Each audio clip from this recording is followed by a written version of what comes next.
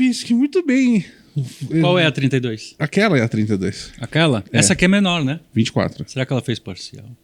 Será? Essa é uma boa pra gente perguntar pro convidado de hoje, mas antes eu vou falar pra vocês tirarem aí as ovelhas da sala, segundo o Pisk, que chegou o Wolfcast Night. Sejam muito bem-vindos, boa noite. Já é a sexta-feira. Hoje não é a sexta, esse é um episódio gravado. E não, também não é night, mas tudo bem. Agora é day, mas a live que é uma estreia é night. Tá bom? Então dá uma feliz sexta-feira para vocês, 7 horas. Estreia de mais uma edição do Wolfcast Night. Você já deixa aquele likezinho bonitinho, deixa aquele negócio todo e tudo mais. Já pega o link, Ctrl+C, vai no grupo da família, que tem lá a titia, a vovó que dá boa noite, que manda aquele selinho de ursinho. Sabe aqueles que vem um ursinho com coração? Ah, uma feliz dia e tal. Já joga o link lá, já senta a borracha. Porque, Pisco, nós temos os últimos convidados que vieram, alguns contigo ao meu lado, outros com o Jean, pessoas de bastante tempo no mercado. Eu tenho uma pergunta. Certo.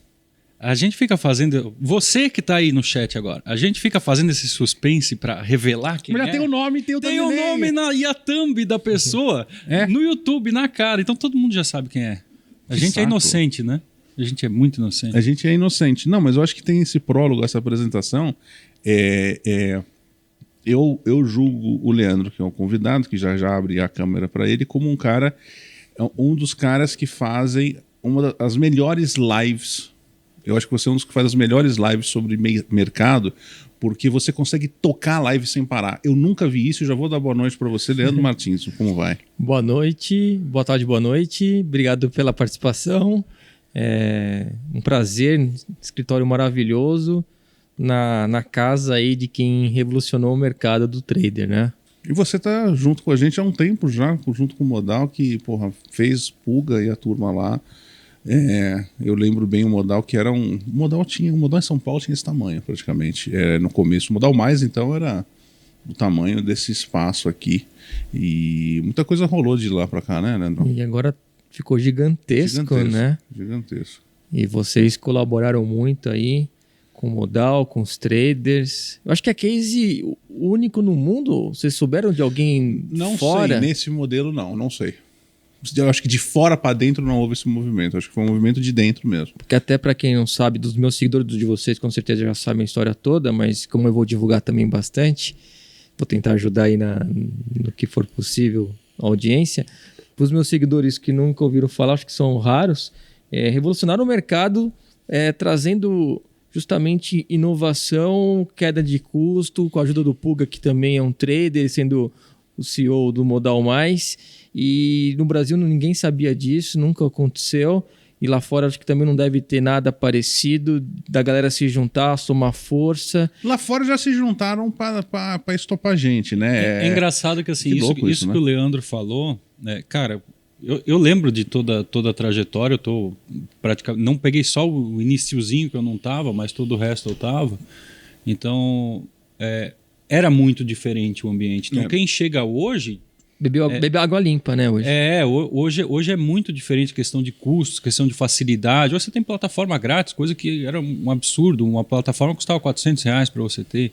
Então, fora custos, né, e corretagem. E aí é engraçado que hoje em dia o público que chega, ele não faz a menor ideia do que era. Muitos nem pertenceriam, nem conseguiriam pertencer. Às vezes eles veem a gente, tem gente nova que chega e diz, quem é que são vocês? Da onde que apareceu? Vocês apareceram agora? Não, velho. Calma, já tem uma história por trás. Já tem uma história. E muita gente, aliás, que hoje... Você, assim como muitos convidados que a gente já teve aqui, hoje se misturam a um monte de outros influencers mais novos que acabaram crescendo por marketing. E às vezes é difícil para quem... E eu acho que o grande papel desse podcast não é só convidar traders e caras de mercado e analistas e grafistas e operadores, é também trazer gente que teve sucesso, que empreendeu, que desenvolveu alguma coisa legal, mas especialmente separar o joio do trigo. E separar o joio do trigo não significa que eu não vou convidar quem o público quiser ver. Se vocês quiserem ver um cara que é famosão e que cresceu na internet, que é um trader aí que está aí há pouco tempo e cresceu, beleza. A ideia do podcast é ser aqui uma mesa aberta que o público julga quem é a pessoa, não sou eu. Eu faço pergunta. Então o público vai julgar, porra, esse cara. Não é um programa de embate. Não é um embate. O público vai falar, porra, esse cara tem conteúdo, ele tem história, velho. Ele já se fudeu também, ele já se lascou também, sabe? Ele já teve o caminho dele. Eu sei um pouco da sua história lá de trás, com a história da tua família, que eu quero que você conte um pouco de onde veio essa história toda de mercado. Que, aliás, você tem um histórico de carteira aí que eu vou chegar mais pra frente para te perguntar. Eu sei que é foda, que nem eu também, na minha carteira de swing trade, Jesus Cristo, é só chorando. E você tem uma situação pior que a minha, que ele ainda tem que montar a carteira lá para carteira valor, lá é obrigado a estar posicionado, ele não pode nem ter caixa. Pelo menos isso. E nem ficar vendido em tempos de crise. Então, assim, eu sei que é diferente para os seus alunos, que você pode ter eventualmente uma estratégia de caixa, uma outra estratégia diferente da carteira valor. A carteira valor é sofrida, o cara tem que estar lá. Ele tem que escolher o menos pior ali. Faça sol, faça chuva. Faça sol, faça chuva. O que, pra mim, não faz... Eu não gosto desse conceito. O cara pode, às vezes, estar com dinheiro numa renda fixa. É muito forçado, né? É melhor do que estar num mercado que está agora. Mas deixa eu voltar... Vamos voltar um cadinho pra trás? Bora. Que idade você tem, Neto? 40. Paulistano? Sim. Nasceu que bairro? Que região que você é de São Paulo? Eu fui sempre do Ipiranga, perto do museu. Hoje que é perto da Paulista, mas hoje eu moro perto da Paulista, lá, Paraíso, que é fácil para ir para Vila Olímpia, Itaim, pega o túnel lá na 23, já chegou. Você é um cara, então, do Ipiranga, grande Ipiranga. As margens do Ipiranga. Exato. Você é um cara, você quando foi, ao longo da sua... Você era moleque, adolescente... Como é que era o teu círculo? Porque chegar ao mercado, você é economista, né? Sou economista. Decidir ser economista é uma coisa interessante de entender o porquê, mas como é que foi você crescendo? O que te levou eventualmente a chegar no mercado? Como é que foi a tua fase de moleque? Eu não tive nenhum tio, primo da área, nada. Só que eu sempre fui aquela criança que guardava o dinheiro do lanche para tentar comprar uma coisa maior. Da onde você tinha essa consciência? Sozinho. E sempre também fui estudioso, ia bem na escola. Por exemplo, no ginásio, era um colégio do bairro, mas um colégio até que médio para caro, lá no Ipiranga. E aí eu falei para meu pai, eu vou fazer o estadual, que é lá na Nazaré, o Getúlio Vargas. Público. Que é público. Era 15 por vaga lá para passar na ITEC. Era um colégio bom, então. Era um colégio bom. Técnico. Falei, eu vou fazer o colegial público, aí o dinheiro que você pagaria a mensalidade do colegial, você vai guardar e vai me dar um carro quando eu fizer 18 anos. Aí deu certíssimo. Aí eu olhei um carro usado, um Golf GTI Sapão, preto, teto solar, 94, 2.0. E eu falei, agora quero esse carro. A gente foi lá na agência, era seminovo, mas tava zeradinho, carro bonito. Então já era um trade, né? Eu troquei o colegial particular. Por um bom também. Por um colégio bom. Mas teve que passar, a seleção era difícil. 15 por vaga. E aí eu peguei o carro. Então foi o meu primeiro trade, eu nem sabia, agora que eu me dei conta. Minha primeira operação. E você guardava uma grana? Você gostava de guardar? Isso é uma coisa que você fazia? Nunca gostei de gastar dinheiro em besteira, assim. Sempre gostei de guardar. E aí eu via no jornal aquela parte de números, da parte do caderno de finanças. Não entendia nada, mas queria entender. Por que será que você queria entender? Eu não sei.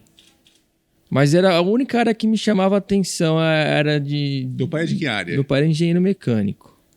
Tua mãe trabalhava ou ficava em casa? Minha mãe era instrumentadora cirúrgica. Meu pai trabalhava na White Martins. Então não tinha ninguém assim com número, ninguém assim... Na tua casa tinha esse conceito de guardar grana? Isso era uma coisa que Meu pai sempre foi...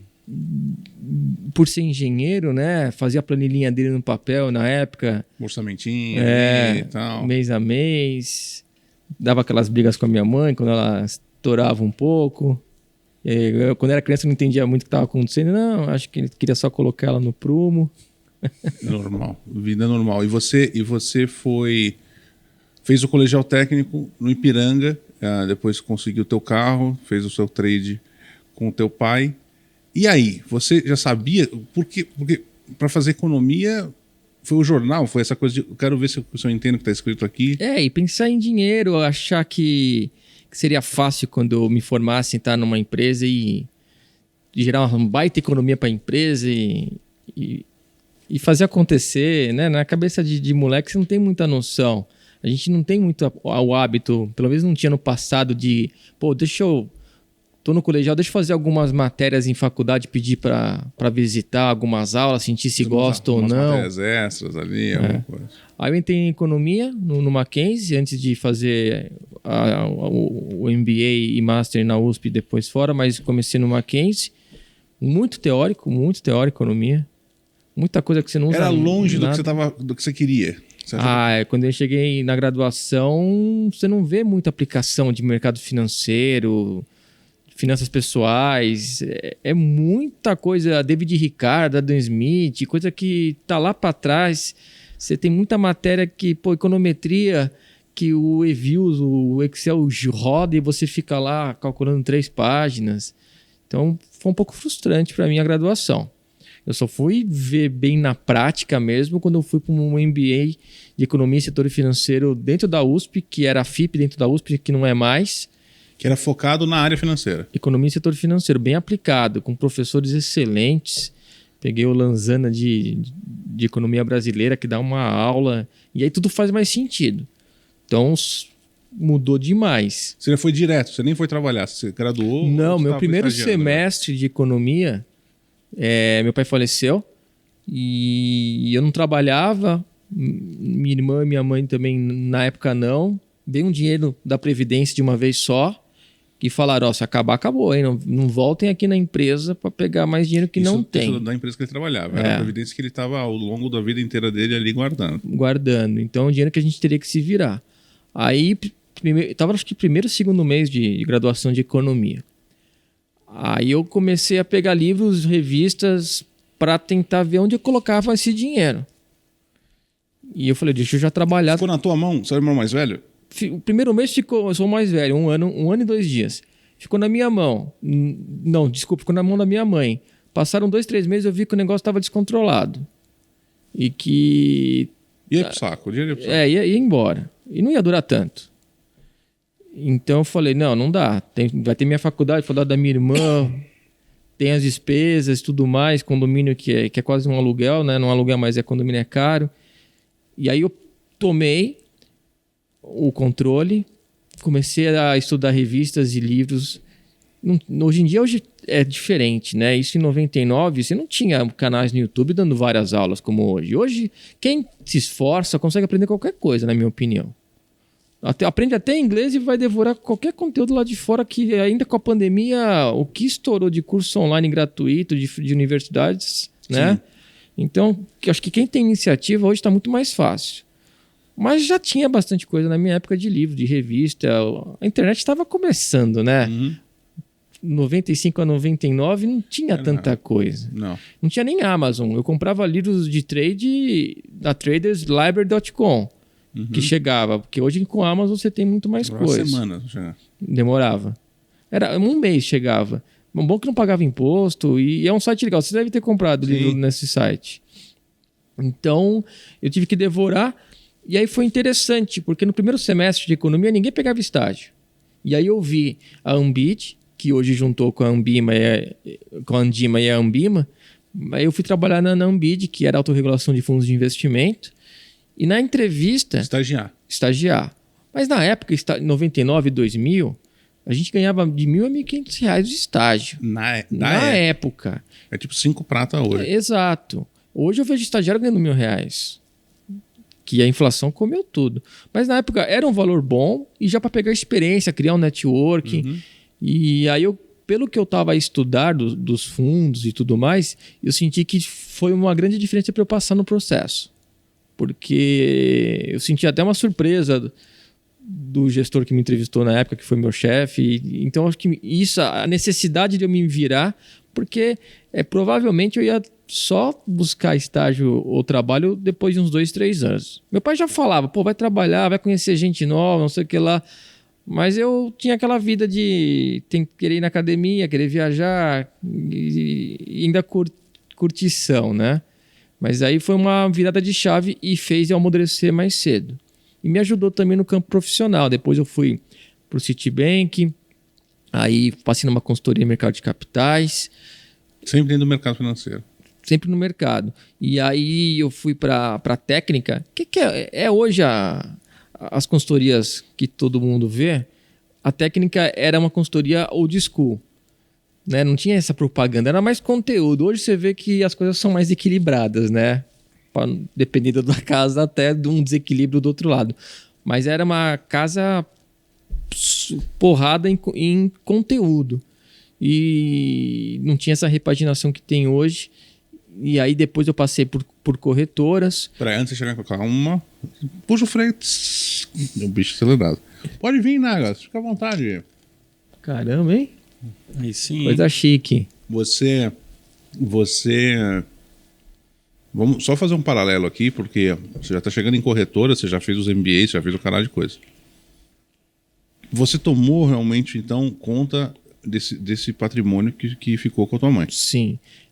Peguei também uma fase boa que os juros eram elevados. Para quem não sabe, no começo dos anos 2000 chegou a 45% a Selic. Tudo bem que a inflação comia muita coisa. O pessoal que não sabia o que era inflação, a galera mais jovem, está vindo na pele. Vinho que a gente comprava por 200 está 400. Gasolina que era 4,5 está 8, 9, bobeada chega em 10. Então a inflação sempre atrapalhava. Os juros era alto, o juros real também era alto. Mesmo assim, eu quis bolsa, eu quis ações. Então, desde naquela época... Você já estava graduando quando teu pai faleceu, você já estava na faculdade. Meu pai faleceu, eu estava no primeiro semestre, primeiros meses de economia. Então essa parte de olhar ações, mercado, renda variável, você teve que caçar em livro e leitura, então. Isso. Mas, no primeiro momento, eu coloquei meu dinheiro em fundos. Eu fui entender fundos, até o trabalho que eu fazia nesse estágio era de ler regulamentos de fundos de investimento, regulamento e prospecto, que é similar, o regulamento é um pouquinho mais denso, o prospecto é um pouco mais de caráter de divulgação, né? Então tem um pouco menos de texto. E aí tem um termo de adesão, tem alguns documentos que até hoje são comuns aos fundos. Então eu já estava vendo os fundos de ações, entendendo o que era alavancagem, os disclaimers de risco adicional de recurso, que aí você via como aconteceu no GWI em 2008, depois em 2012, que o cotista é chamada de margem. Chamada de margem também. Então eu já vi esse universo e gradativamente eu fui estudando bolsa. E aí não tem jeito, né? O primeiro momento é você cair no day trade. E o que era o day trade em 99, 2000? Não tinha o WTR. O WTR saiu em 2003. Foi um pouquinho depois. Foi uns 2, 3 anos depois que eu comecei a operar. Comecei pela Interfloat, que não tem mais. Não sei se vocês chegaram a operar por ela. Não. Era uma corretora bem interessante. Aí depois o Grupo XP comprou. Eu era um dos melhores clientes. Eu recebia todo final de ano um presentinho, um pendrive. Ou teve uma vez que foi uma torre de relógios. E era uma corretora bem raiz para o trader. Eles tinham lá no centro um espaço para o trader operar lá. Aí, interessante que no passado, você conseguia falar com o pessoal que estava dentro. Depois de uns anos operando, eu consegui marcar de conversar com o Hanna, que é o sócio do André Antunes. E ele era o analista da época lá, o André Hanna. E foi interessante que em 2005, 2006, eu me aprofundei isso no day trade e tudo que eu aprendi para usar em carteira de ações e swing trade foi olhando o intraday. Porque no intraday, com candle de 1 minuto, que eu sempre gostei, o pessoal falava aqui, falando, não, eu quero ver um de 1 minuto, sempre foi acelerado. Você em um dia com candle de 1 minuto, você tem mais do que 1 ano com candle diário.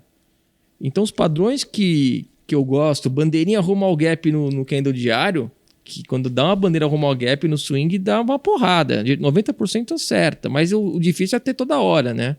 Mas quando tem uma bandeira rumo ao gap, e eu aprendi isso... Ilha de reversão é uma coisa que você adora. Mas é mais raro ainda, né? Mais raro ainda. Mas calma, a gente tá muito longe. Calma, volta! Mas a ilha de reversão não tem o gap para buscar atração, né? Eu gosto quando tá o gap atraindo. O gap da ilha de reversão é interessante para sinalizar aquela reversão, como se fosse um invertido mais forte. Mas eu gosto quando o gap tá lá para cima, o papel vem, porrada, faz uma bandeira. Você vê que ele tá indo buscar o gap. Exatamente. É um alvo que você gosta. E onde é que você começou a consumir conteúdo técnico? Porque até então você tem ali toda essa parte de economia em si, você não tem esse conteúdo técnico, prático, operacional. Onde é que você buscou? Mais pela ideia da análise técnica? Como é que chegou isso? Como é que você chegou nisso? Então, é interessante, né? Porque eu sou ruim de memória. Eu até brinco que na fila eu fiquei muito no raciocínio e não sobrou ficha para a fila da memória. Mas você tem razão, bela pergunta. Por quê? O começo, olhando bolsa, eu achava que olhando a capa do jornal eu ia acertar o papel, ainda mais por estar estudando economia, né? E é uma grande furada. E eu comecei a perceber que grandes players usam a notícia forte Só para dar o... para operar a ponta contrária, né? Quando saiu a notícia do pré-sal da Petrobras, a Petro já tinha dobrado de preço em 2 meses. E aí o cara vai realizar. vai realizar em cima da notícia. Então eu tomei na cabeça. Aí depois eu fui tentar ver pelos fundamentos. Também tomei na cabeça. Eu falei, pô, o que funciona então? Se notícia não funciona... Que ano mais ou menos foi isso que você teve Isso foi ainda durante a graduação? 1973. Você já estava... Eu comecei a ver bolsa de forma gradativa aos poucos. Eu devo estar por volta de 2005 aí. Que é a hora que você vai virar um grafista. Que eu vou começar a ver mais gráfico. Comprar livros do traderslibrary.com. Você já era graduado, você já era um economista? Sim. Você se formou em que ano? 2002? 3? Não, foram 5 anos que foi noturno, né? Para eu poder estagiar durante o dia. Então acho que eu me formei em 2004. 2004 para 2005. Então nessa fase você começou a fazer pós e tal, você já estava trabalhando, você já estava já no sítio, já tinha passado do sítio? Estava saindo do sítio, acho que estava indo para consultoria de mercado de capitais. E aí você começou a falar, putz, tem que ver gráfico. Eu só estou tentando criar um paralelo, tem bastante coisa que aconteceu. E aí você começou a comprar livro. Que tipos de livro que você lia? Era Edwards McGee, era Pring, eram esses caras clássicos? Olha, um dos que me marcou foi o Alexander Elder, porque eu achei muito fácil a leitura. É muito bom aquele livro. Você vê ele tecnicamente forte. Eu acho que ele tem uma pegada muito simples, que eu sou do simples. Eu acho que o menos é mais. E às vezes, para simplificar, você tem que percorrer tudo. Você tem que ir até o avançado para voltar. Complexo para voltar. Exato. Depois, né? Porque, óbvio que quando eu vi Candlestick, acho que eu vi em fóruns falando de Candlestick. Eu falei, que porcaria é essa, né? Candle o quê? Para mim pareceu grego. Aí eu falei, é só isso? Isso não deve funcionar. Pô, eu adoro engolfo. Pareceu um engolfo, rompeu o máximo.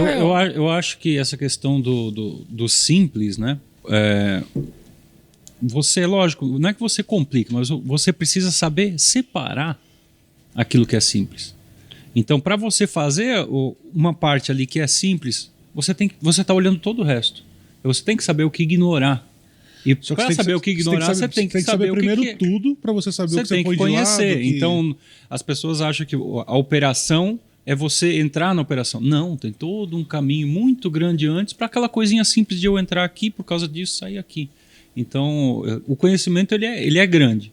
É simples, parece simples. É que tipo, né? assim, o Leandro opera pivô, faz parcial 1-1 do stop, depois ele leva o alvo. Beleza, não é todo pivô que presta. Esses detalhes... Mas você acha que a parcial, por exemplo, eu acho que a parcial ela ajuda muito... Eu não sei, eu posso ter uma impressão, tá errado aqui. Você não faz parcial? Não no sentido de fazer parcial, mas eu acho que você acaba diminuindo, muitas vezes... Eu vou dar um exemplo de uma bandeira, de um pivô. Você entrar no pivô e você fazer a parcial é você limitar o risco caso aquilo consolide ou volte. E ajuda também o controle emocional. Por exemplo, no intraday, que você fica tenso, você faz a parcial, você já fica um pouco mais relaxado e limita lá a tua perda, trazendo o stop para o preço que você entrou, o restante. Então você tem que ser um pouquinho menos... Né? Não é que você tem que ser, mas eu acho que a obrigação de você ser tão seletivo, de ter aquela que acerta, você pega um dia ruim, alguma coisa, você dá parcial, você sai, da parcial, você sai. Você tem que ter a cabeça boa, né? Mas eu acho que acaba deixando você mais tranquilo no sentido de fazer mais os pivôs que existem. Por quê? Porque você elimina o risco. Sim. Por exemplo, também em carteira de swing, muita gente fala, pô, Lê, tô com dúvida se eu já ponho no bolso lucro ou seguro. Eu falei, pô, nenhum nem outro. Faz um lucro parcial, então, já que você está na dúvida. É uma terceira via quando você está na dúvida em carteira, né? Agora, gerenciamento de risco é um assunto que eu acho que não tem fim e eu estou cada vez mais gostando da aviação para trazer para o gerenciamento de risco. O checklist, por exemplo, que eu acho que o grande problema seria de um piloto de avião é tudo que ele aprendeu, chega lá em cima, ele ficar nervoso e pôr tudo a perder. E é raro acontecer acidente de avião, né? E por que será? E aí eu tô cada vez mais querendo estudar mais aviação. E tem muito piloto que entra na nossa área. Não sei se vocês têm... Eu sou robista e conheço todo mundo de aviação, né? Então... E se aprofundou em Sim, tudo que eles têm gerenciamento de risco? Todo CRM, toda a parte de checklist, sim. E isso sempre fez bastante parte de mim. Tanto que eu, por muitos anos, fiquei extremamente premissado no meu operacional. Eu tinha medo da descrição, porque eu tinha medo de transferir as minhas emoções para as decisões. Então, eu sempre fiquei muito premissado. Isso me custou, porque eu demorava para me ajustar, porque eu não queria que o que eu achava sobreposto que a minha premissa ditava. E esse é um caminho, acho que, de cada um, né, Pisque? O conforto que você tem entre as regras que estão na sua lista e a descrição. Então, eu vou dar um exemplo. A gente estava num papel, o mercado americano está descendo pra cacete. A gente estava num papel que ele não foi no alvo mensurado. Eu tinha um alvo mensurado, aquele ponto não sai no alvo. Nenhum trade meu de swing tem alvo. Eu vou gerenciando o trade conforme ele vai indo. Eu vou fazendo trading, vou levando o trade. Faz um trading, tipo um barra-barra, high-low activator, ou mínima após mínima. Exato, ou mínima, duas quebras e tal. Teve um que ele foi a 3 centavos do alvo, voltou, fez uma barra, aí foi de novo. Eu falei, pessoal... Aí o pessoal falou, garoto, é a regra, né? Não deu o alvo, não deu, espera. Eu falei, cara, eu tô desconfortável com essa porra, porque você olha pra trás, tá num topo, ele tá fazendo um topo duplo. Se esse cara voltar e descer... Mano, pode ser tarde pra Aí eu sair. falei assim, eu tenho que tomar a decisão agora. Eu vou mudar o meu gerenciamento, apesar de ter dado o alvo, porque eu estou com um sentimento que não é legal sobre esse trade, estou vendo um negócio que não é legal. É uma decisão que você tem que tomar fria. Então, o que eu acho bom do swing é o seguinte, eu estudo com o pessoal o swing à noite. Eu tenho a minha sala à noite. Então o mercado está fechado, o candle está fechado, não tem calor, não tem ticagem, você olha tranquilo. O que eu vou fazer com esse trade amanhã? Tanto que eu tenho um robozinho de MetaTrader que o pessoal que vai trabalhar programa o robô, deixa o computador ligado, o robô sobe o stop, ou desce, ou entra, ou sai.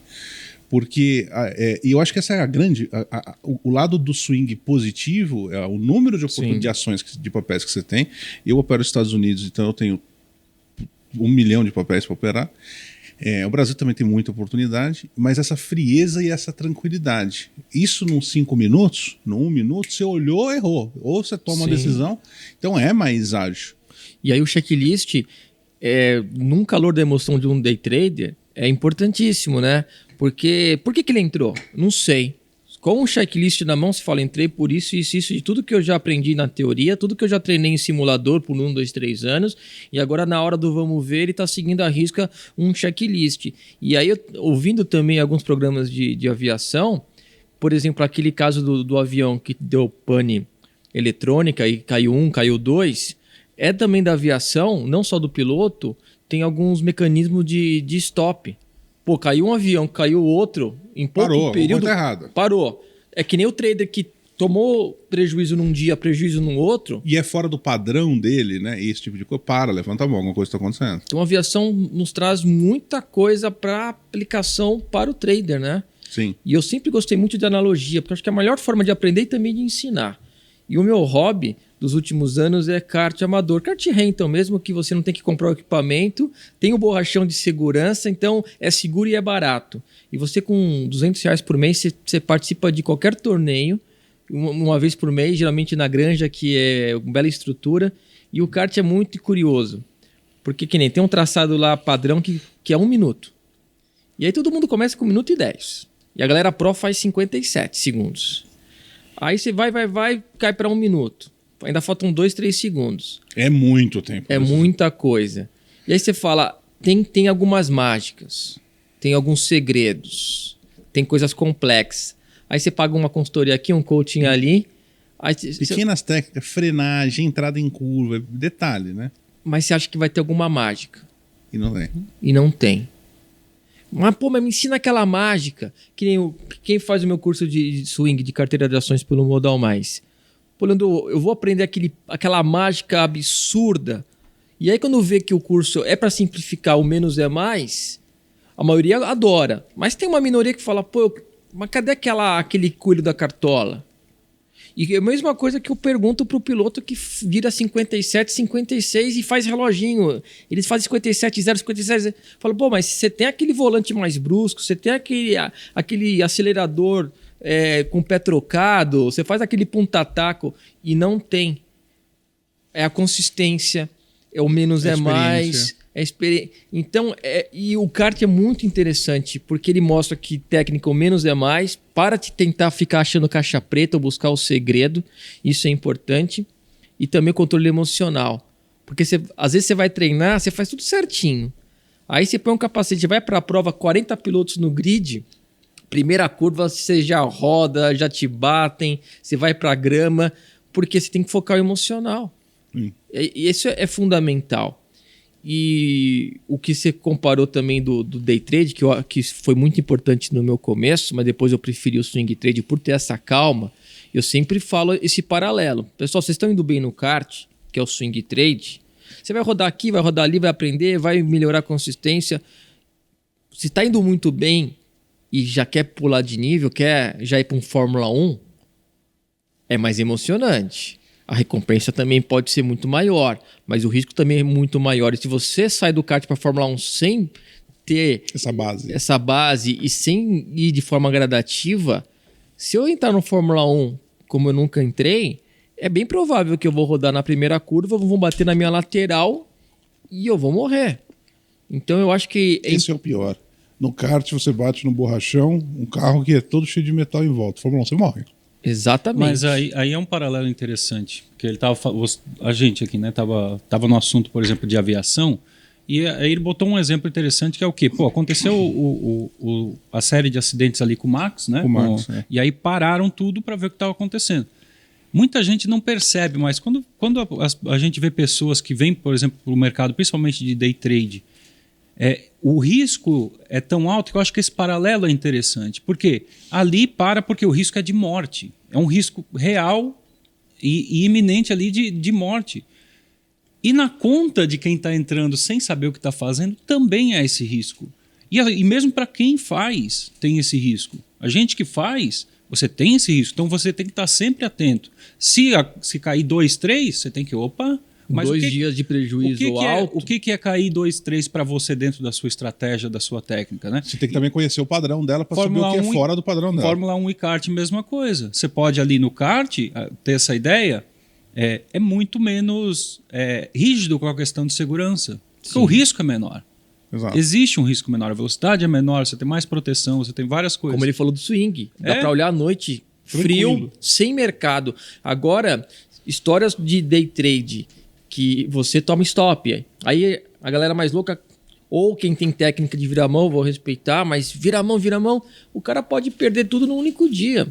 Teve um cliente numa corretora antiga que eu trabalhei, que eu sabia que o gerente da conta dele falava, ele adora vender opção da Vale. Ele adora vender opção da Vale. Eu falei, poxa, é perigoso ficar vendido descoberto. Na Vale ainda. Na Vale. Aí teve um dia que a Vale abriu com um gap de 4%. Geralmente, para day trade, é uma oportunidade de venda, né? Um gap bonito, 4%. Mas era uma notícia de recompra. E, na minha opinião, uma das poucas, se não for a única notícia que é muito porrada para o dia, e também vai ter um efeito direcional e até alguns efeitos de semana, geralmente a recompra é por 6 meses, por exemplo... É uma notícia para o dia muito porrada. Então, eu falei, avisa teu cliente para não vender Vale hoje, que é anúncio de recompra. O cara vendeu, tinha 150 mil na conta, ficou negativo 300 mil, perdeu 450 mil. Depois foi com a esposa chorar, assinar nota promissória, porque antigamente a corretora não zerava, né? As corretoras não zeravam os clientes. Porque é uma obrigação do cliente, mas é também um ponto dúbio, tem interpretações. Tem mas a proteção do sistema de mercado, do sistema como um todo. Né? Hoje a corretora te zera, porque também se ela não zerar, se ela quebrar, ela vai quebrar dinheiro de cliente que não estava nem operando. Mas você imagina hoje se não tivesse a zeragem compulsória, né? Se não tivesse hoje com esse mundo de gente entrando sem saber o que está fazendo na bolsa. Não ia sobrar a corretora. Exato, exatamente. Nem o pó não ia sobrar. Falei que sobrou para mim, eu tô mastigando... Não. O negócio... Justamente isso é uma coisa que a gente vê em outros mercados maravilhosos. Mercados daqueles, assim, digitais, aqueles criptografados, mercados criptografados. Muita gente sentiu falta de um bom circuit breaker aí, esses dias aí. Seria bom se tivesse, né? A Luna me traiu. Já pensou se tivesse? Poxa, teve um cara que colocou um mais conhecido lá, que colocou, poxa, podia ter um sistema para não deixar o negócio. Devia. Então, você quer regulação agora. Você bate 20 anos que não quer regulação para nada e agora, de repente, você quer regulação. Parabéns. É o Pisco dando ódio dele. Eu tenho muito receio de criptomoedas. É um assunto que eu não sou especialista. Tem gente que está vivenciando esse mercado. Não, eu também não sou, mas a gente vê onde tem problema, que é muito claro onde tem problema. Mas teve cripto que caiu 99,9, né? Luna. Acabou, quebrou. E isso mas você olha, se você colocar no diário e no semanal, um grafista que olha, antes da quebra, é um gráfico saudável, com tendência. Com liquidez, bonito, com bons padrões. De repente, bum! O diário até dá para contrapor. Você tem saídas antes ali, mas o semanal não tem. Se fizesse um barra no semanal diário, veio e acabou. O semanal acabou no semanal. E isso pode acontecer com qualquer outra cripto. Não tem regulação, não tem nada. Bom, você é um economista, CNPI pleno. Que é fundamentalista e gráfico, então técnico. Você faz análises plenas, eu imagino. Então você imagina que a Vale, para ela chegar a zero, ela tem ativo, né? Ela tem caixa, ela tem patrimônio. Se ela ficar com PVPA abaixo de 1, o pessoal vai querer comprar. Eu compro, né? Tudo que eu tenho. Minha mãe, desculpa aí, tô comprando de Vale. Tem um lastro, né? Agora, as criptos, baseado em quê? É uma ideia diferente. Eu acho que ainda tem... Eu acho que a gente vai coexistir, talvez não com os mesmos participantes, porque, né, pelo número que tem, pela fragilidade que tem no momento. Mas eu acho que é uma coisa assim, a tecnologia para o futuro.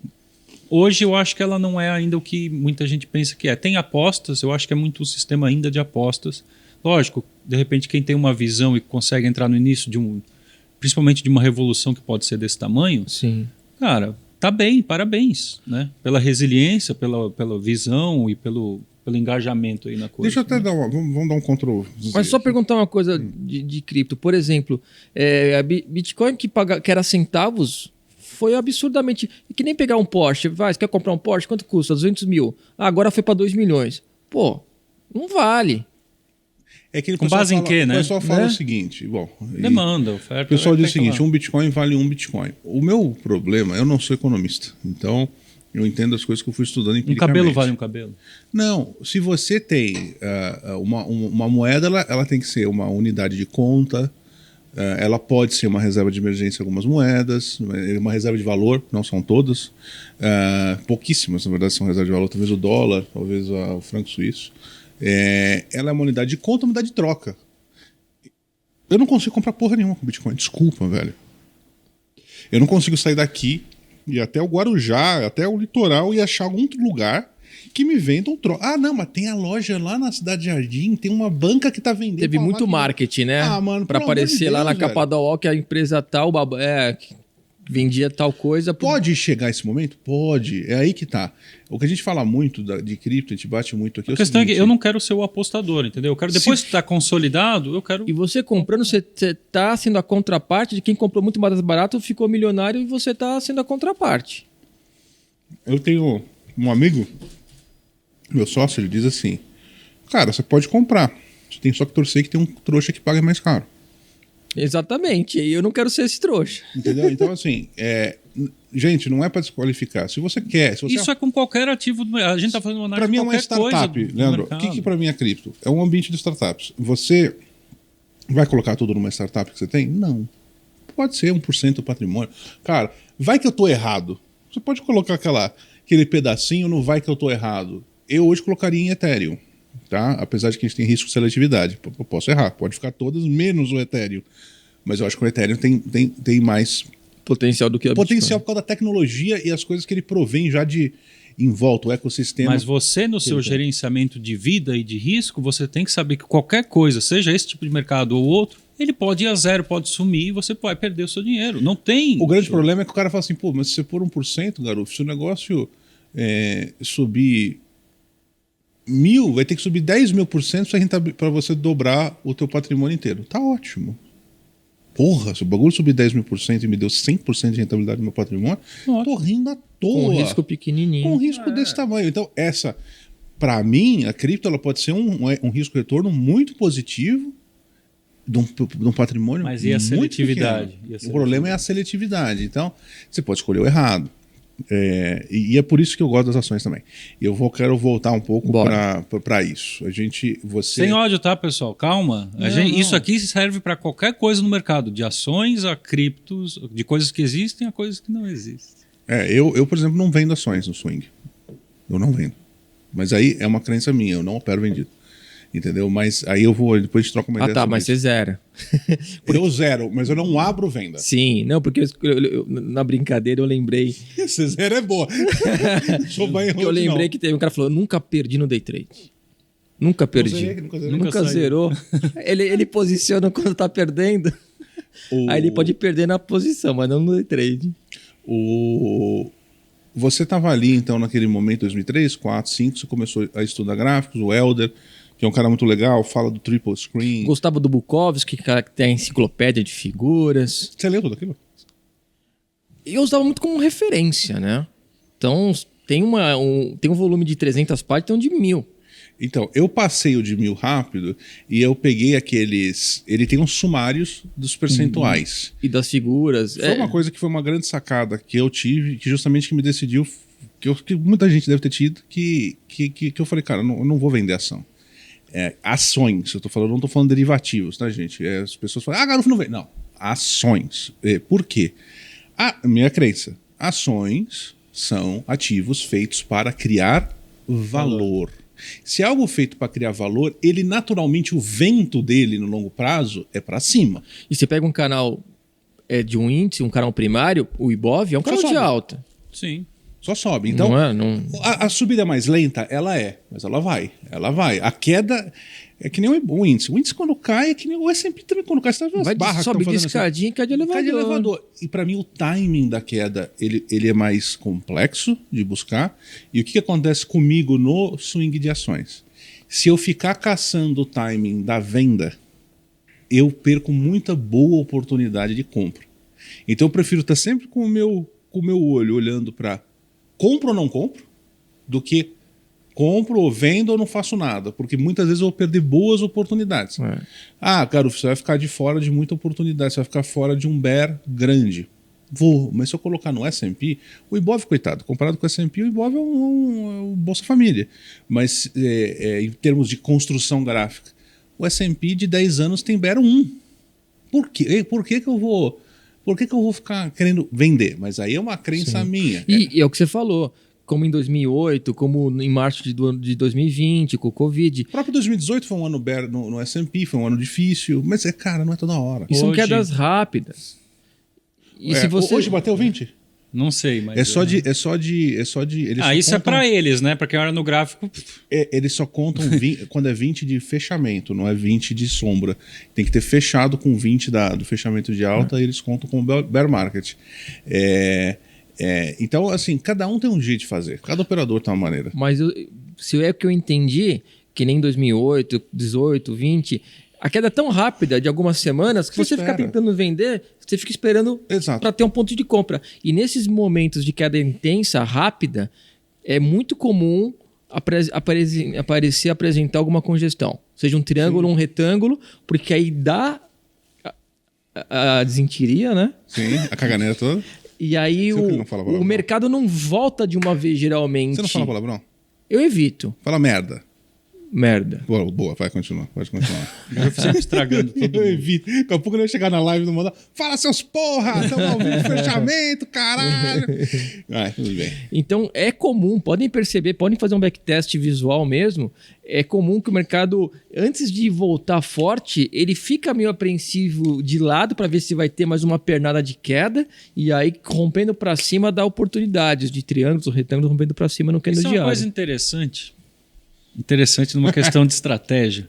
Que assim, cara, eu vejo muita gente agora até com cripto, mas com o mercado que a gente está num cenário ruim de mercado, num cenário pesado de mercado. E né? muitos desafios na economia. E ações tá com comportamento bear, muitas delas muito forte.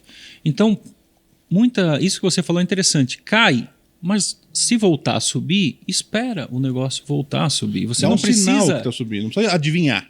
Tá caindo, que nem você falou, de repente tem uma expansão, um triângulo, alguma coisa embaixo que aconteça ali, uma estrutura, cara, espera a estrutura acontecer, espera, não vira a outra pernada, espera ele começar a voltar, você vem junto na hora, você não precisa acertar o timing certinho, as pessoas ficam tentando achar o fundo das coisas nesse período e só se ferram. E muita gente faz dinheiro porque, opa, tô líquido, a hora que começa a voltar, algumas coisas não voltam e outras voltam. A minha carteira de você swing, vem junto. eu acho que é legal até você que é um cara que faz swing e ações também. A minha Você carteira... é swingueiro, então? Sou. Eu faço day trade oportunístico. Conhece a casa da Madame Sofia? Não. Não. Conhece? É bom? Não. Eu, de vez em quando, de manhã, eu tô com mais tempo na sala com os alunos, aí eu vejo alguma boa oportunidade no índice, no dólar, eu faço. Hoje o índice deu uma comprinha lá, não foi hoje que ele deu uma compra no começo do dia, não lembro agora, pode ter sido. Hoje ele deu uma pernada pra cima, deu uma pancada. Mas também ele ficou assim... Mas ficou horroroso. Meu Deus do céu, o índice tava parecendo um maluco. Então, no day trade eu faço, se tá muito... Como eu não tenho obrigação de tirar resultado do day trade, eu só faço os trades que eu gosto. Porque é uma grande diferença. E eu acho que é isso que faz muita gente ganhar no swing. Porque a pessoa tem tantas opções de papéis que o cara seleciona melhor. Mas como é que funciona a minha carteira? A minha carteira eu tenho até 30 papéis, porque eu opero no mercado americano, então eu tenho mais ou menos 550 papéis que eu posso... Eu tô com uma lista de 300 agora. Então, até 30 eu carrego. Eu divido. E a gente tem alguns papéis em boa possibilidade se o mercado voltar.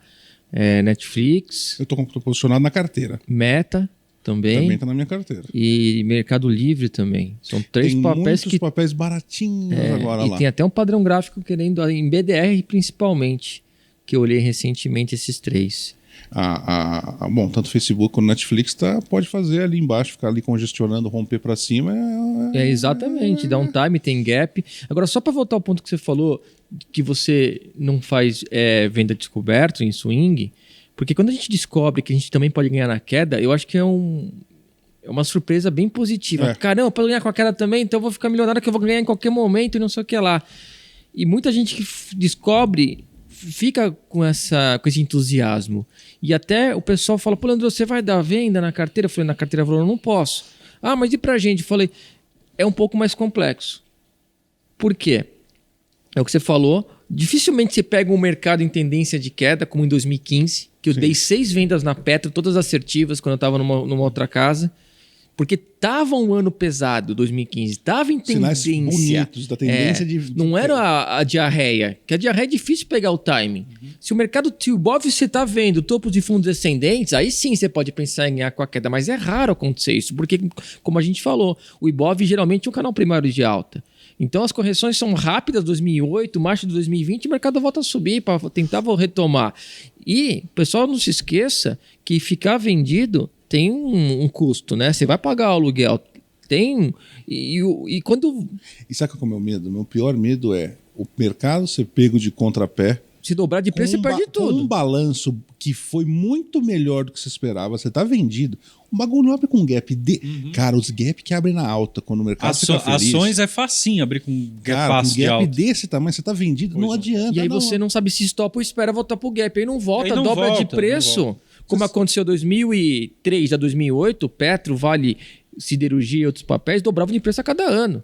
E a pessoa está vendida, ela dobrou, perdeu tudo. E vai ter que pôr mais dinheiro.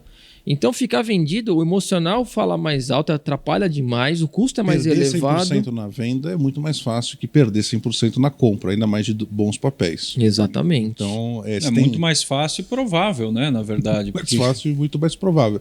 Mas é diferente do day trade. No day trade, ou até em moedas, eu opero dos dois lados. Sim, que aí tanto faz. É outra coisa.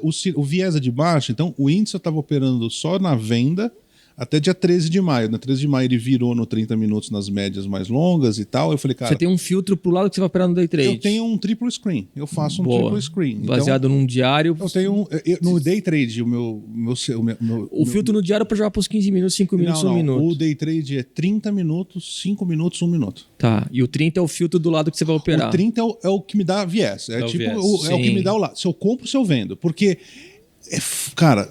a coisa que mais me fudeu foi virar viés. A não ser que você é um cara, por exemplo, o PIS, que tem uma maneira que cara, ele vai enxergar extremo, você vai definir se é um mercado lateral, se eu opero nas duas pontas. Beleza, na leitura dele. Como eu opero, eu gosto de pegar padrões mais de momentum, é o que eu venho operando ultimamente muito, são padrões de momento, ou seja, o negócio foi, eu quero que vá. Eu não consigo fazer isso nos extremos, porque no extremo muitas vezes eu vou ter momento contra mim. Não estou falando que é necessariamente o caso que você opera. Muitas vezes você tem ali uma perna contra você. Então eu entendo que para esse meu operacional não adianta estar no extremo. Eu preciso de uma confirmação, eu preciso de um movimento. Então eu uso um viés. Você acompanha. Eu acompanho um viés primário.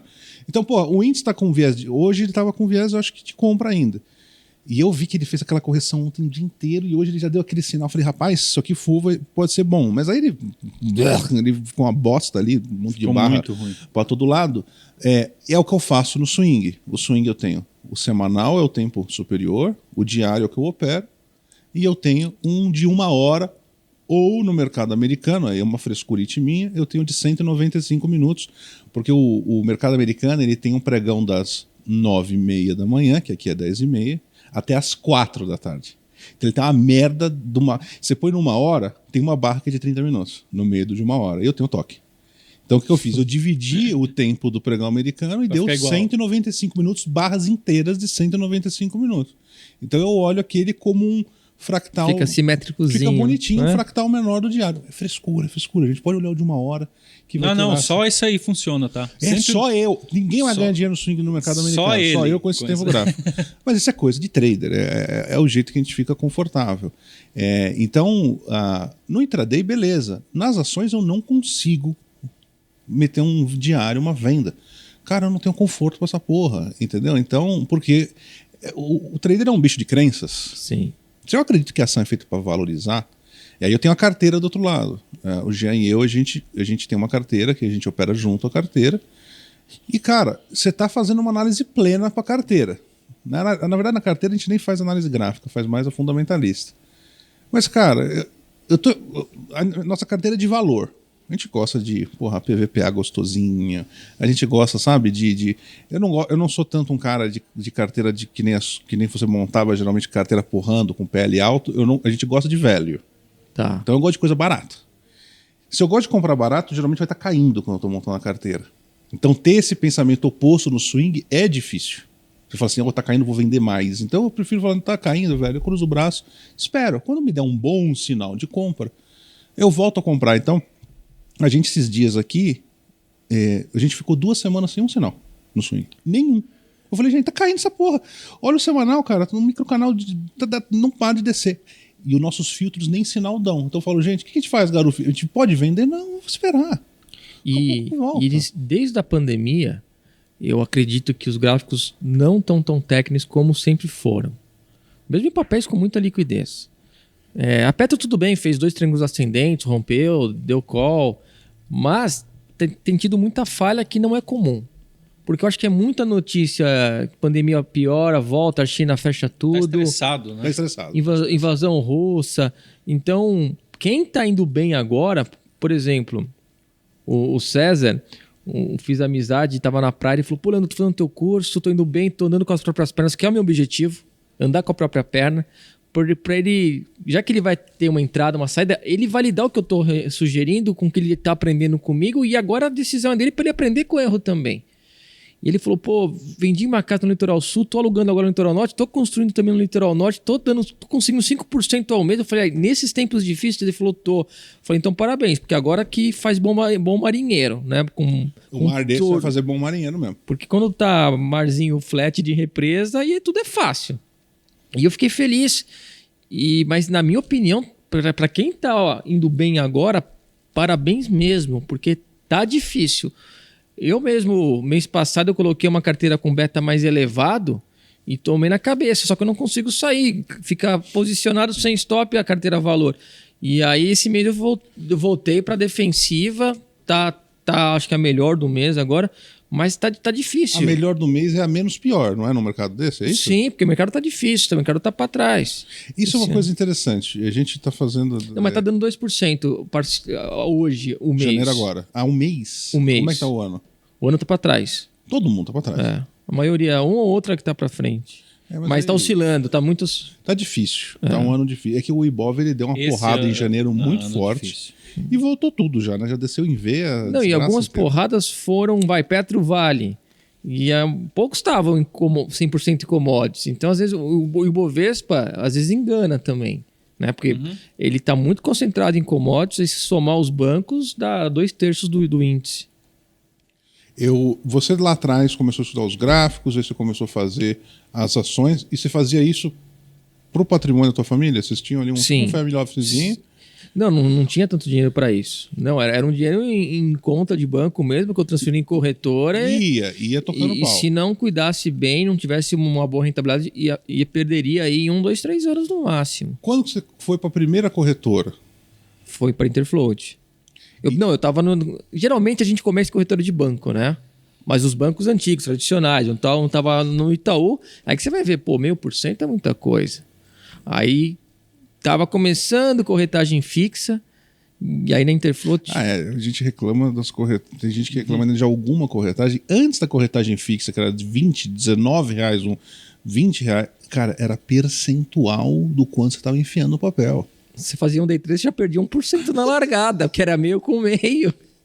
Pô, você nunca vai ganhar dinheiro no day trade com 0,5%, na minha opinião. Não vai. Concorda? Não. Meio de ninguém em cada perna. E aí corretora, você ficou mais institucional até que ano? Você diz trabalhando ou operando? Dentro ali, trabalhando. Eu nunca saí do mercado como profissional. Eu nunca fiquei em casa vivendo como trader, né? E, aliás, é uma das perguntas que mais me fazem em eventos, palestras, quando a gente está no olho no olho. Leandro, eu posso largar tudo para viver de bolsa? Ou vou largar meu emprego? Ou eu fui demitido? Eu falo, você tem um dinheiro que paga as suas contas? A escola Fora do mercado? Né? A escola da criança, o aluguel, o teu mercado. Não, eu recebi uma rescisão de 100 mil, eu vou enfiar no day trade e vou tirar o dinheiro do mês. O primeiro stop, você vai pirar. É difícil. Não é? É. Então, você tem que ter um belo pé de meia para viver de mercado. Porque, na verdade, você não vive de mercado. Você vive da reserva que gera uma... O mercado, ele retroalimenta uma reserva que te paga as tuas contas. E que te gera uma tranquilidade para você poder fazer isso. Aí é show, aí é excelente. Mas eu também amo trabalhar no mercado. Você faz amizade, você faz networking. E eu sempre tive trabalhos prazerosos. Eu nunca tive trabalho que eu falo, puta, eu odeio esse lugar, eu odeio meu chefe. Não. E eu sou sempre transparente, então tudo foi muito bem na minha vida, porque eu comecei a crescer de casas ganhando as melhores carteiras do Brasil. Tinha o ranking do Infomoney, da Exame, do Valor, são vários eu rankings. Já vou falar da sua carteira, Tá. esse negócio da melhor carteira, Mas foi como eu consegui subir. Como é que né? você saiu do submundo de não ser conhecido e que você começou a aparecer? Porque Quando foi a primeira vez que você apareceu? Hoje a gente- Foi tipo na Rico? Eu tava na consultoria e aí eu tava no MBA na USP. E aí eu fiz como tese do MBA um livro, O Aprenda a Investir. E a editora mais conceituada para quem estuda administração, economia e contabilidade é a editora Atlas, que não tem mais. E aí esse professor da MBA viu a minha tese, que até hoje quem vai na FIP para ver uma aula inaugural comenta, o Leandro, um aluno daqui, fez como tese o livro que foi publicado e hoje está no mercado e fez seu nome. E aí eu Eu ia lancei... falar e ficou rico. Você percebeu, mas ele deu uma pausada ali. Você percebeu nisso, Acho né? que eu pensei em algumas palavras e... Não, tudo bem. Mas é bom que fique, né?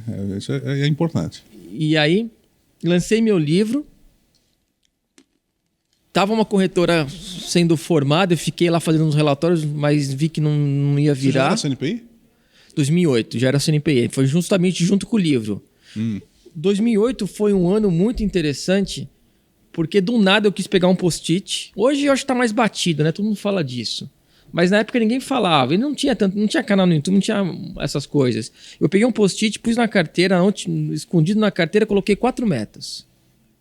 Ter o CNPI pleno, que era difícil, porque tinha questões de contabilidade internacional que nem quem trabalha com isso passa. Além de ser o técnico, também fazia a prova global. Era tipo que seria antes de um IFRS, era tipo um S-Gap. Isso, caía questões assim cabeludas. Eu estava dando consultoria numa corretora, eu chamei o contador lá, falei, o que é isso aqui? Ele falou, não sei. Falei, então ferrou. Aí eu coloquei no post-it, lançar um livro, que eu já estava fazendo o esboço dele, ter o CNPI pleno, e eu coloquei mais outras 2 metas que eu juro que eu não lembro agora. Deve ser muito particular, mas tudo bem. Não, eu juro que eu não lembro, mas que eu sei que as 4, depois que virou, eu falei, caramba, eu peguei o post-it e falei, consegui as 4. Lancei o livro, do nada o professor me ajudou, gostou da tese lá, e também... Tirou o CNPI. O CNPI, eu ia fazer o FK Partners, que é o curso que estavam indicando na época. Que na época eu achei até meu carinho, eu falei, vou fazer. Mas eu falei, deixa eu ver como é que é essa prova. Vai que eu passo. Mas o porquê que você foi fazer o O CNPI? CNPI era um desafio? Foi uma coisa pessoal ou foi Ou alguma trabalho, necessidade que oportunidade de você trabalho? queria fazer algum trabalho, alguma coisa e precisava ir para o... Para trabalhar em corretora e dando recomendação, precisava ter o CNPI. E eu era muito novo, eu não queria já ficar craque em operação para vir ficar de casa. Eu queria construir uma carreira no mercado. Né? Pô, você gosta de dirigir? Na época, quer ser taxista? Você tem que tirar uma CNH pelo menos. Né? Então eu falei, pô, vou passar nessa prova. No mínimo eu vou ter uma certificação. E aí eu fui como treineiro na prova e passei. Eu acho que também teve um fator sorte, porque é múltipla escolha de ABCD, então você tem 25% de chance aí em cada resposta, né? Então foi ótimo, que já tirei o CNPI, estava com o livro. Aí da consultoria eu fui para uma corretora que estava querendo virar, depois ela fechou, mas eu saí dela antes. E aí tinha a Valpires que chamavam de Wipards na época, mas que não tinha nada a ver com isso, não era de Wall Street. E a corretora cresceu bastante e eu consegui me destacar, ganhando carteira recomendada, aparecia muito no Infomoney, que a corretora não era... E essa carteira recomendada, vamos parar um minutinho nessa época da Valpires, que foi o quê? Perto de 2009, 2010? Isso. Você já estava no mercado? Eu Não. acompanhava? Não. Não, vim depois.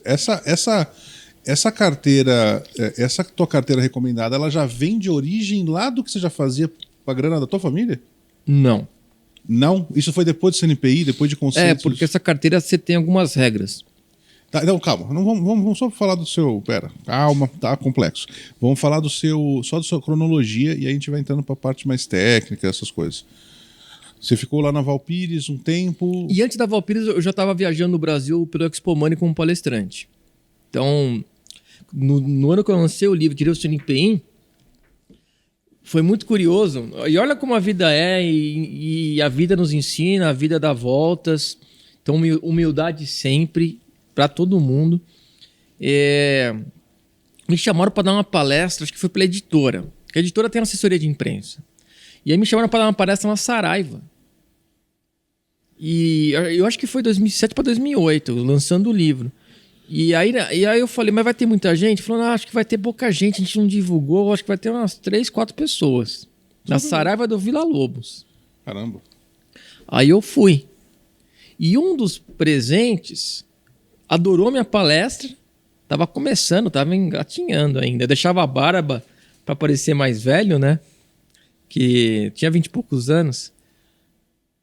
E aí eu entrei em contato com o Expomoney, que já estava forte aí pelo Brasil, e falei com o André Dias, que é até amigo do Puga. Falei, pô, André, você que cuida da grade, me dá uma chance aí como palestrante. Ele falou, já sei de você. O amigo dele estava nessa palestra na Saraiva. E você vê que é um público pequeno, então você vê que não importa o tamanho da plateia, você tem que fazer o teu trabalho se for para uma pessoa. E aí eu comecei também a viajar pelo Expomoney. Quando entrei na Valpires, coloquei que eu viajaria uma vez por mês durante a semana também para o Expomoney. E aí, depois que eu vi e entendi, falam que o melhor jeito de você aprender é ensinando. Então, 2008, 2009, com o meu livro, com a barba deixada e seguindo a Expomoney, eu também comecei a dar palestras pelo Brasil e curso. E a cada curso que eu fazia, mais eu entendia de mercado e mais eu aprendia. E aí eu conheci todo o Brasil, as principais capitais aí, com esse circuito, conheci muita gente bacana, gente fina. No final do curso, domingo à tarde, o pessoal me dava carona para o aeroporto. Então, foi uma estrada muito bacana. E eu não conhecia o Brasilzão. E hoje, qualquer capital aí, dá para conversar. Pô, você tá no lugar? Pô, gosto daquele restaurante, aquele bairro é legal. Isso é uma experiência muito legal, né? Totalmente. E você, quando voltou, parou, quando acabou o Expo, bom, você de lá você foi para outras casas. Foi. Aí ganhando as carteiras, XP e Rico me entrevistaram, queriam me contratar. Na época eu optei pela Rico, que foi onde conheci o João. O João tava lá também como cliente, como Tinha o amigo. Thiago Brito ali junto, tinha uma galerinha ali, né? O Thiago Brito, ele tinha ganho um torneio de trader pelo Infomoney e ele fez um curso meu online, porque eu aprendi algumas técnicas sozinho que eu percebi que num minuto o mercado, você põe uma média de 200, o mercado vai até um certo nível dessa média e volta, e para baixo também. Aí eu coloquei um envelope, mas tinha dias mais nervosos que estrolava, dias mais calmos fechava um pouco. Aí eu tentei o Bollinger com 200 de média central, mas o Bollinger é muito nervoso. Aí descobri que tinha o Keltner, que é entre o envelope e o Bollinger. Então fiz o Keltner 200 com 12, depois cheguei no TPV, que é um OBV melhorado, que dá um divisor de águas e mostra para que lado tá os grandes players, como se fosse um tape reading mais longo, né? Não tape reading curtinho. E o Thiago Brito fez um curso meu gravado online, ganhou esse ranking do torneio do Infomoney, fez uma entrevista e me mencionou. Aí quando eu fui chamado para Rico e ter uma sala ao vivo de YouTube que na Valpires eu fazia por chat e com uma equipe minha, eu lembrei do Thiago. Aí eu liguei no Infomoney e falei, pô, me dá o contato do Thiago. Que ele é amigo do João, né? Até hoje é amigo? Se falam ainda de vez em quando. Que eu acho que é Contagem, né? Ele tá em BH. BH agora? Era BH, perto de BH. E aí ele trabalhou com a gente um tempo. E eu chamei ele porque ele usou uma parte da minha técnica, mas tem a técnica dele, total mérito dele também. E aí também teve outros profissionais que trabalhou comigo, ou era aluno, ou era amigo, e que aprendeu e desenvolveu. Então é uma parte bem bacana de networking, de amizade, de contato. Você ficou da Rico, você já foi pro Modal direto? Não. Você já teve alguma coisa no meio? Eu passei pela Nova Futura também. Passou pra Nova Futura. Eu não lembro do Novo Futuro. Teve. Você tava lá com aquele menino, como é que ele chama? O que também tava com você na sala. O Ross. Aí tinha a Bruna, o Nicolas tá lá. E aí fui pro Modal, o tempo tá voando, 4 anos já. 4 anos. Mais de 4 anos já de Modal.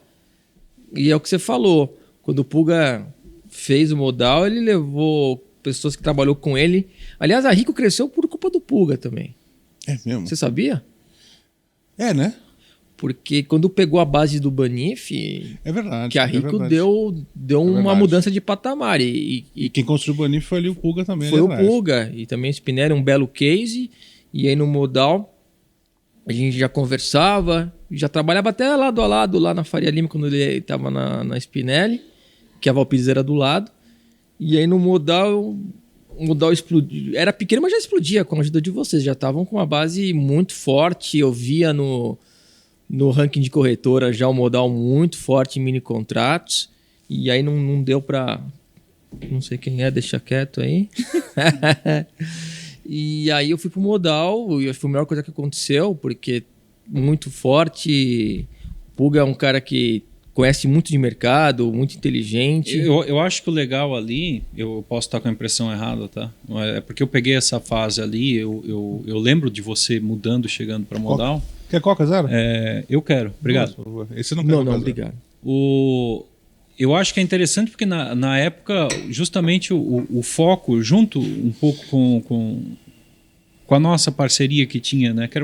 Às vezes as pessoas acham que a parceria é uma coisa de empresa. Não, era uma parceria de amizade mesmo. Então tinha essa troca, porque o SST tinha muito essa questão do pessoa física. A Modal entrou muito forte com esse negócio do pessoa física. E eu acho que você veio também nesse período onde eu acho que favoreceu para você também. Eu acho que você deve ter curtido bastante, porque tinha muito essa... Tem, né, ainda. Mas tinha na época ali uma coisa nova que você não tinha ainda, essa interação tão próxima com pessoa física da Bolsa mesmo, né? Isso é 4 anos atrás. Você tinha na sua sala da Rico, já tinha muita pessoa física ali, né? A gente conseguia bater metas de... Foi o começo ali das salas, começou... Eu criei o ponto a ponto lá, né? Que foi na briga Rico Clear, quando as duas se concorriam ali. Foi na época que... Tinha uma rivalidade com o grupo XP, tanto é que aí juntou. Mas a Clear já não era da XP ainda, era? Acho que na época já era. Já era. Acho que já era. Já era. Já era, né? Já era. 2014 para 2015. A Clear acho que começou em 2008. Mas aí eu consegui, com ponto a ponto, um programa que eu ensinava quem não estava na bolsa a aprender mercado, fazer uma diversificação com carteira de ações. Você tem uma aula básica sua muito boa, de iniciante de bolsa. Muito que eu estou numa boa. sala de reunião. Eu acho que é essa. Que bombou, rapidamente bateu 100 mil views. Uma aula básica muito boa. Muito boa. Muito boa. Que na verdade foi um curso para poucas pessoas, numa mesa um pouco maior que essa. E aí o Duda, que trabalhava lá com a gente, falei, vamos gravar uma aula minha. Aí eu falei, pô, vamos disponibilizar essa aula para todo mundo aí. Eu acho que deve ser essa. E você, vamos lá, só para eu entender um pouco. Você hoje é um cara. Você tem colegas seus que tocam uma sala de giro, não tem? Dentro do modal? Tem no modal. Pô, o Lucas, que estava comigo no Quem é educacional. aquele que tem sotaque de carioca? Eu nunca lembro o nome dele. O Rafael Lage. Rafael Lage. Trabalhou comigo na técnica. Antes de 2010. E ele é muito bom fundamentalista, e ele é muito bom também na parte técnica. E ele fica lá do Rio de Janeiro. Ele tá tocando hoje lá no modal só dólar. E o Lucas. O Lucas tem uma história muito, muito curiosa. Que eu falo que a vida é bem interessante e que a gente não... Ainda mais mercado financeiro, que você se esbarra toda hora com todo mundo. O mercado é muito pequeno. Quando eu saí da Rico e fui para outra casa, lá na Paulista, o Lucas ele tinha feito um período como trader, me seguia na Rico, comprou meu livro, o Aprenda a Investir, e cruzou comigo no elevador sem querer na Paulista, nesse prédio da outra casa. E ele falou, pô, Leandro, eu tenho o teu livro, não sei o que lá, te acompanho. Eu falei, pô, você tá na outra instituição aqui do prédio? Passa lá um dia, vai lá conhecer. Mas aí não deu tempo, eu saí também, fui pro modal. E aí eu tô no modal, justamente o Lucas tá trabalhando na equipe de atendimento, puxam ele pro educacional, começa a trabalhar comigo, vejo que ele é uma figura sensacional, com muito conhecimento, com experiência também como trader solitário, conhece minha técnica, tem a técnica dele também, e aí a gente começa a puxar ele. Hoje ele tá voando, hoje ele põe 1.000 pessoas simultâneas na sala de índice do modal também, faço convite a todo mundo acompanhar. Então, ao longo do dia tem a sala do Rafa Lage de dólar, a sala do índice do Lucas. E você faz seu fechamento de papéis. E o que eu mais gosto mesmo é a parte swing, é a parte do kart. Mas que muita coisa que eu aplico foi aprendendo no 1 minuto, olhando o intraday. Os padrões, os movimentos. Ou seja, eu fui para a Fórmula 1, fiquei treinando muito, e aí quando eu volto para o kart, a velocidade menor me facilita. Você chegou mais perto dos 57 segundos. Hoje eu tô com 58,2. É mesmo? Mas a minha meta é bater os 57. 57,5 eu acho que eu já estaria. Quando eu fui treinar mês passado, eu tava com outro traçado, e aí não adianta. Mas eu acho que hoje eu já consigo 57,5. Só que esse meio segundo também... E quanto mais perto, próximo, pior fica. Mais difícil é. Pior fica. Mas eu já tô feliz com esses 58 e pouco. Mas ainda gera uma frustração, porque ainda às vezes eu falo, mas me conta a mágica. Pô, não tem mágica. Deixa eu te fazer uma pergunta, então. Vamos lá, agora vamos falar de carteira. Você tem, o que você ensina para os seus alunos do treinamento que você deu vários lá no modal, eu, inclusive fui convidado, já palestrei em encerramento. Foi a festa da bons tempos que não tinham Covid ainda. Sim. Foi o último evento, foi a última turma antes do Covid, né? Aliás, uma foi pena. Foi a segunda né? ou a terceira turma, cara? Foi a primeira. Os outros alunos estão esperando um novo encontro. Aquela foi a primeira. Aliás, vocês faziam também um encontro magnífico que eu fui na festa anual que vocês faziam do Esquadrão. Você foi, né? Nossa, sensacional. É uma religião, né? Sim. É muito bacana. Isso é no bom sentido da palavra religião, porque é uma coisa de parceria, de irmandade, né? E vocês pensam em retomar?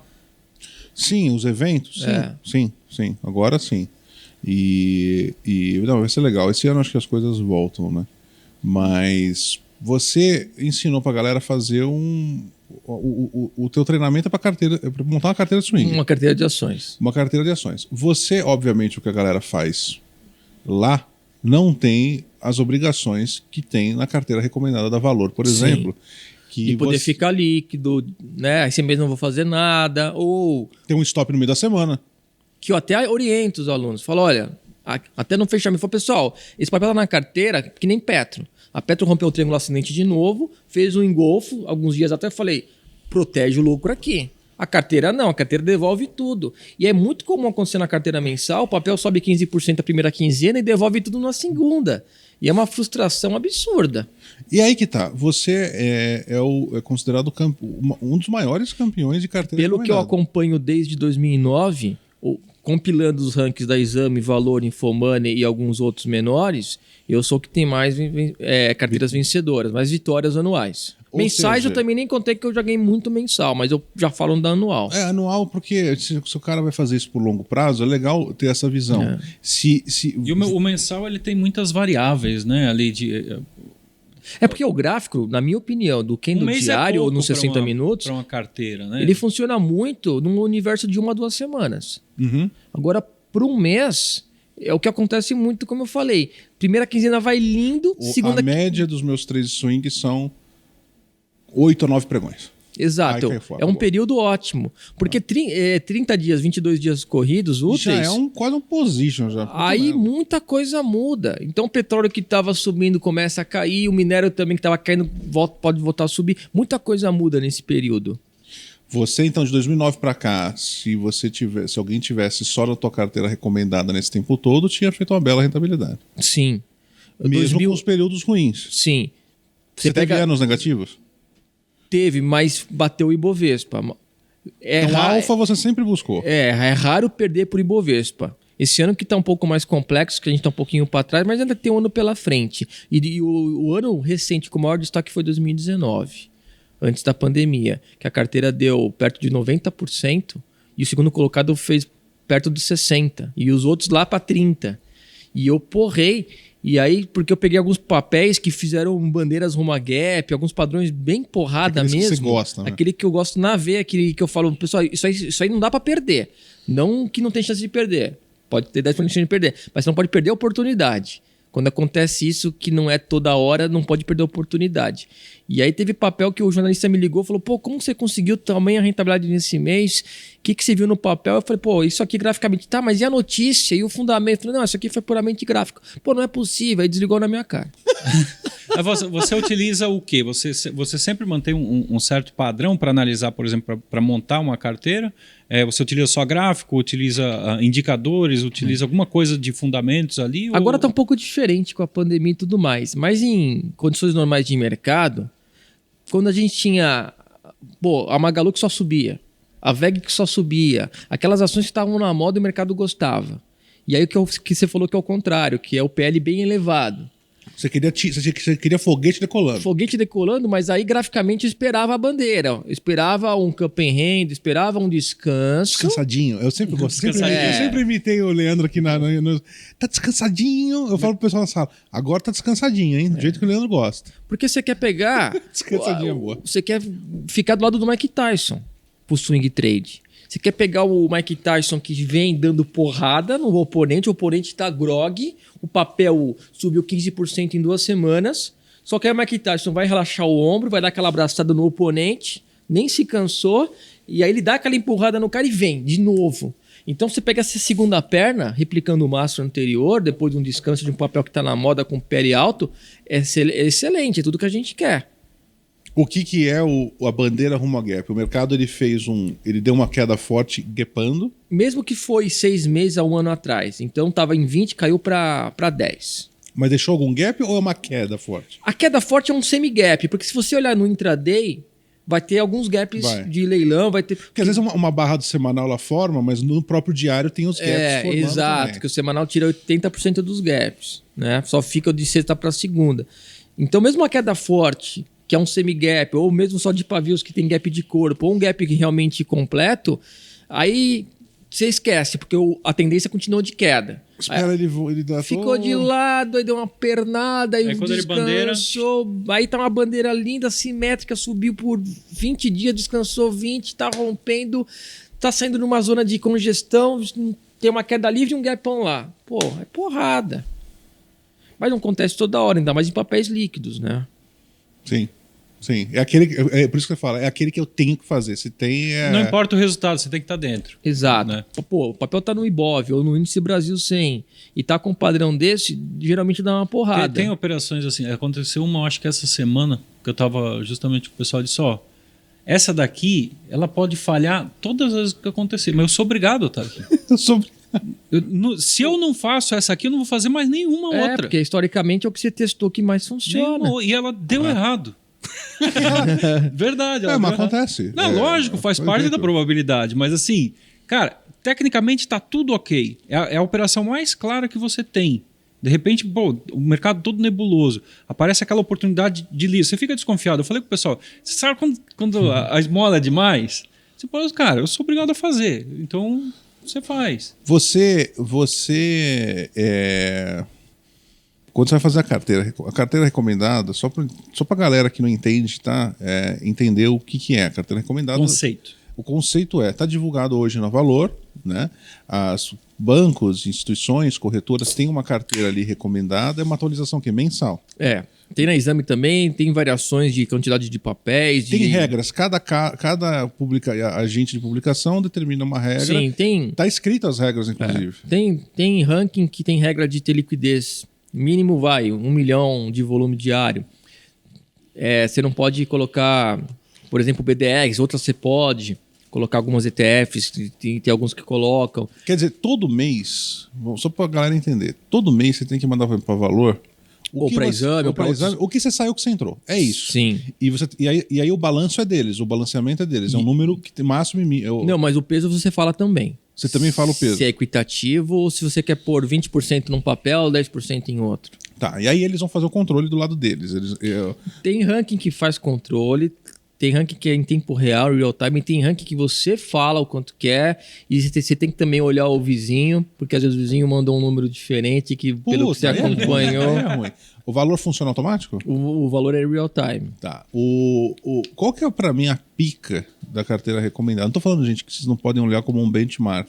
Porque pra mim, se o cara performa na carteira recomendada, cara, você é obrigado, você tem uma arma na tua cabeça. Velho, você tem 100 mil reais, você vai ter que enfiar em ação dessa bosta. Dá seus pulos aí, caralho.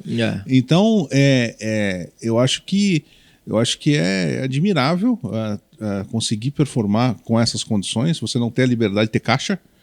Eu acho que isso é admirável, apesar de que o investidor ele tem a oportunidade de ter um percentual de patrimônio maior ou menor numa carteira recomendada, dependendo do ciclo. Porque vai ter uma carteira diversificada. Né? Um portfólio, né? Você usa as mesmas regras que normalmente seus alunos usam para a carteira também, para a carteira mensal também recomendada? É parecida, mas depende do momento do índice também. Por exemplo, mês passado eu falei, deixa eu forçar um pouquinho o beta que o índice estava forte. Aí o mercado virou. Aí eu falei, deixa eu agora voltar para um beta mais conservador, que beta, para quem ainda não lembra ou qualquer coisa, é que beta alto é um papel mais de crescimento, que quando a bolsa sobe 1 pelo Ibovespa, o papel vai subir 2, 3. Mas também quando ela cai 1 Ibovespa, vai cair 2, 3 também. Aí eu mudei um pouco o foco, fui mais para commodities e um porto seguro, porque quando o mercado parece que vai dar uma consolidada, ele dá uma escorregada, né? A gente está realmente com muitos desafios. É frágil. Mas, basicamente, o que eu ensino de economia sem economia, filtro fundamentalista e aplicação gráfica é o que eu aplico no meu dia a dia, né? Simplificando ao máximo. Mas depende um pouco de um mês para o outro. Mas tudo que eu ensino é o que eu faço, eu não escondo nada. E acaba sendo o que eu pratico, o que eu aplico. Se você pegar lá no valor, nos últimos 5 anos, você vê que eu estou muito à frente dos concorrentes. De vez pegar anual. Na carteira recomendada, você faz uma análise plena ou só gráfica? Óbvio que não vou pôr porcaria, nem pode alguns rankings. E essa análise de cima para baixo, que o pessoal fala o top-down, é interessante, porque se você pegar carona com que a economia está para ajudar, aí você vai para o setor e vai para o papel dos setores, a gente vê hoje Selic ainda em elevação, inflação ainda incomodando. Com Selic em alta, é consenso, pelo menos na maior parte dos meses, a gente ficar fora de varejistas, setor de construção, né? E shopping center. porque Selic subindo, ela atrapalha o setor, atrapalha o PIB e tudo mais, atrapalha o consumo. Mas, por exemplo, JHS estava graficamente muito bem. E JHS é um setor de alta renda que está crescendo muito na pandemia, então fica um pouquinho fora. Então tem as exceções. Tem umas exceções, mas eu faço esse estudo. Né? Então você roda o Ibov inteiro de quanto tempo? Todo dia, né? Você roda no fechamento o Ibov inteiro? No fechamento, eu reduzo... Essa hora no modal você estaria rodando o Ibov, então. Exato, porque... Então se eu chegar hoje no fechamento, o fechamento vai ser assim, cara, fui lá gravar com o Garuf lá, mano, não tô sabendo nem o que tá acontecendo. Fala o ticker aí que eu coloco aqui pra ver, é isso? Mas alguns papéis que me pedem eu olho na hora, não olhei no dia. É uma análise real time. Mas para fazer um garimpo do que eu vou falar também, eu olho 10 segundos cada papel, vejo graficamente lá o que tá de padrão, o que tem algum alerta. Seleciona, como eu faço também. Né? Pô, Embraer tava testando um triângulo descendente, suporte perigoso. Pô, esse papel tem que alertar o pessoal, eu já anotei aqui. Aqui em Gol tá volátil, mas tá dentro de uma zona de briga. Esse aqui não é muito importante eu falar hoje. Então, no fechamento, eu mesclo com o meu garimpo, pelo menos dos 100 papéis mais líquidos. Também eu olho as maiores oscilações do que aconteceu para ver o que está acontecendo para aquele papel. Papéis que ficaram mais conservadores não vai mudar tanto de um dia para o outro.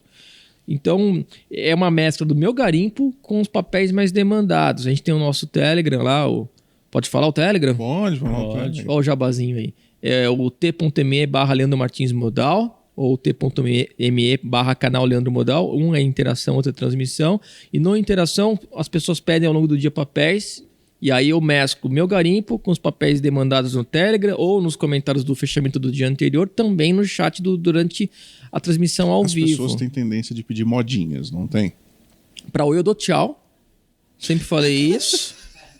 Tô anos falando que para Oi eu dou tchau, então pararam de pedir, mas pediam demais. Nossa senhora. O povo gosta de um... Não é por mal, de um miquinho. O povo gosta de uma apostinha, não gosta de um joguinho. Gosta, acho que vai ser a mega cena dele, né? É. E eu mesmo no começo, eu via uma ação em tendência de alta. Pô, saiu de 5, tá em 15 mirando 20. Vai comprar pra quê? Já foi? Vou comprar, vou dar dinheiro pra quem comprou pra 5, né? Pô, mas ela tá com bons fundamentos, lucros constantes, tá com a demanda. E aí eu vi aquela ação que saiu de 100 para 10. Pô, eu vou comprar 10, vou voltar para 100. E a ação que eu comprava a 10 ia para 1. E você perdeu 90% do que colocou. E aquela 15 ia para 30. Então a tendência é a nossa amiga. E a gente tem que parar de pegar aquele papel micado. Pô, IRB eu mostrei ontem no fechamento. Pô, pessoal, vocês querem papel que estava caro, ficou barato, achando que vai voltar a ficar caro? Olha a IRB, não para Leandro, de cair. Tem uma coisa interessante, que é o seguinte, é só você pensar, você que está vendo aí. Eu sei que é uma coisa fácil de raciocinar, mas no dia a dia a gente tem essa tendência de olhar o que está barato para comprar. Na nossa cabeça é barato, né? Então a gente tem essa coisa de, pô, eu quero o que está lá no fundo do poço, porque é esse que vai subir. O que está subindo já está subindo, então para que eu vou entrar? Você matou todos os queijos. Eu não. Ele come tudo. Não, ele ficou comendo aqui. Olha Nem como vem. ele come. Nem vem. Pode pegar esses brancos aqui. Nem vem. Não, ele come Troca pra ele lá, ele tá comendo nada. Ele não almoçou, hein? Ele não almoçou, você viu, JP? O cara come todo o queijo. Pô, alguém passou a mão no teu... Pô, do nada eu olhei. Olha. Não, tá ao alcance de quem aqui? A fome é tanta que ele comeu os próprios dedos. Todo podcast é um prejuízo que ele dá. Come queijo, parece um rato. Não, só deixa eu Ainda concluir bem que aqui, ele é magro, né? Senão eu perco. Sempre culpa o gordo. Se você Quem tá comendo queijo? O garoto. Como assim, cara? Vai, pisque. Tá louco. O garoto ele só é gordo na aparência. Certo. Porque o peso dele é peso de magro. Ah, é? É porque não conta uma perna, não conta Ah, é dois dedos. verdade. É verdade. Boa, pisque. Boa, pisque. Vai ter que cortar isso, não? Não. Então tá bom. Não, Ele vai se vingar de você. Eu fica sei, tranquilo. eu fico só esperando. Se você pensar quem são os maiores investidores da história com maior rentabilidade, cara, eles sempre focam em empresas boas, em empresas que estão indo. E não necessariamente seja empresa de nome. É boa empresa que está barato, é Isso, diferente de uma empresa que só está barata. Essa é a grande diferença. E outra coisa, boa empresa. A gente está encarteirado em Facebook. Eu até agora, no semanal, não tenho um sinal que eu goste de comprar no gráfico. Então, se eu fosse olhar pro gráfico, eu não comprava Facebook. Mas no fundamento, ela tá legal. O setup de uma carteira, eu não tô falando carteira de swing trade, não tô falando da carteira tipo que o Leandro faz, tô falando de uma carteira de fundamento. Carteira de longo prazo, pra ficar 2 anos. É outro setup, Pis, que é outro stop. O que aconteceu? Nada, eu tô pensando aqui no que estão comentando no chat que não vai ser hoje. Eu fiz merda. Puta que pariu. Vai. Importa? É só você dar um hard dislike. Não, é. Conhece O o hard que é o dislike? hard dislike? Você No pede seu quando fizer live. fechamento, quando hoje, fizer no live. seu fechamento, eu vou lá assistir o seu fechamento. Você vai pedir um hard dislike se não gostarem do fechamento. Como é que é o hard dislike? Cancela a inscrição. Cara, é dois cliques no dislike. É assim, gente, quando você não gosta nada. Mas aí tira o dislike. Não, é o hard dislike. Eu dei a dica Não. aqui. Se você não gosta muito, é 2 vezes, é o double click. O YouTube ele percebe que você não gosta de jeito nenhum. E tem o triplo, né? 2 dislikes, aí vai num like, logo na sequência. Exato. Ou um like, 2 Isso é dislikes combo, também. isso é o combo. Aí já é combo. É tipo É tipo jogo, Street Fighter. Dá um Hadouken. Outro dia o canal cai se você fizer isso. Porra, então, o que você tá E falando? se clicar no sininho, então dá um super Trouble Weber. Exatamente. Então já vai deixando seu like aí, tá, Zé Ruela? Não era eu que tava falando. Não, quem tá falando é que existem setups diferentes. Quando eu falo de setup, assim, o cara tá na carteira de longo prazo, o cara tem um setup. Pô, ele entrou num fundamento, qual que é o objetivo dele sair, quando é que ele sai. Eu não acredito em buy and hold, tá? Pra mim, carteira... Como? Eu não acredito em buy and hold. Repete pro corte. Maluco, eu não acredito em buy and hold. O que eu quero dizer? Isso é o mais arriscado, né? A empresa virou uma bosta. Você ainda tá nela por quê? Você compra e senta, sem stop, isso é o grande jogo. Exato. E por 10, 20 anos, tudo muda. Pô, a Kodak era líder do setor. No Brasil, MASP, Cadê Paranapanema? Mesbla, Paranapanema, Transbrasil, Magalu. VASP, Varig. A Magalu... Enterrei a Magalu. Não, a Magalu... Desculpa, Magalu. A Magalu, para muitos investidores de longo prazo, está ficando barato agora para comprar de novo. Ela ainda é cara em fundamento, tá? Ela devia cair um pouco mais para ficar num preço bom. Ela não deixou de ser uma empresa boa. Só que ela tava cara pra caralho. Não, e se pegar o gráfico bem para trás, que tem que manipular o zoom out, você vê que ainda ela não ficou barata, né? Não, ainda não tá barata, não. Subiu ainda muito. É que ela foi... subiu um absurdo. Virou uma hype também. Você comprou bastante, Magalu, né? Ou não? Não. Você não operava, Magalu? Eu tenho ações lá fora. Porque o CNPI tem muita restrição. E por ser vinculado também ao banco, também tem restrição. Mas então você tem, por exemplo, você tem uma carteirinha lá fora? Tem um carteiro lá fora. Então você olha gráfico lá fora? Lá fora. Tá bom, uma hora a gente Pede pra pode ele trocar falar figurinhas. Pede pra ele falar em quê? Só pra ele se Ele não pode. Tecnicamente, o CNPI não tem alçada numa ação americana. Então, mas tem os BDRs também. Tem os É melhor BDR. eu evitar de falar aqui, porque também... Não, tô brincando. Não tem problema. Mas, para não ter problema para mim, como tem muita regrinha e o fechamento o pessoal pede de tudo, e aí você tem que estar... Você não faz nada aqui. Você tem que... Se eu comprar uma ação aqui, eu tenho que vender, esperar 30 dias para começar a falar. Então é muita regrinha, muita restrição, e já que é para falar palavrão, eu sou meio cagão. Tá certo. Então tenho medo de dar Já problema... tomou porrada? Já chegou com a cartinha da CVM? Não, Você nunca tomou uma cartinha da CVM? não. Nossa, como você não é intransigente? Não, mas às vezes acontece, cara. Não Não, e eu tenho um bom relacionamento com a PIMEC, já dei aula na PIMEC, que é o braço que a CVM deu a incumbência de regulamentar o CNPI. Participei já do comitê também dos analistas na PIMEC. Então você tem seu dinheirinho lá fora. Bom. Isso não, você pode ser um professor, você pode ser um analista e tal, mas é difícil deixar de ser operador se você é um operador, né? Sim.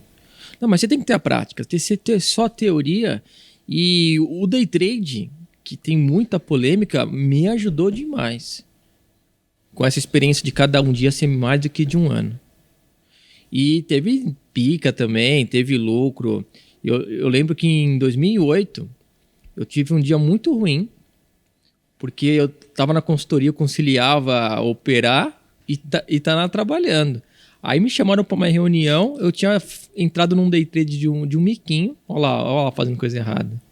E saí, fui para a reunião, voltei de meia hora, pulou meu stop e eu tava perdendo 10 pau. Putz. E 10 pau, 15 anos atrás, é bastante. Você vê um carro que custava 50, hoje custa 200. Então põe 30, 40 pau de naba. Só que no dia seguinte a Petrobras deu muita oscilação, muito volume. E aí eu vi aquele volume da Petro absurdo. E quando um papel... Só um minutinho. A Clara quer passar. Pode vir, Clara. Fica à vontade. Põe na câmera 22. A Clara...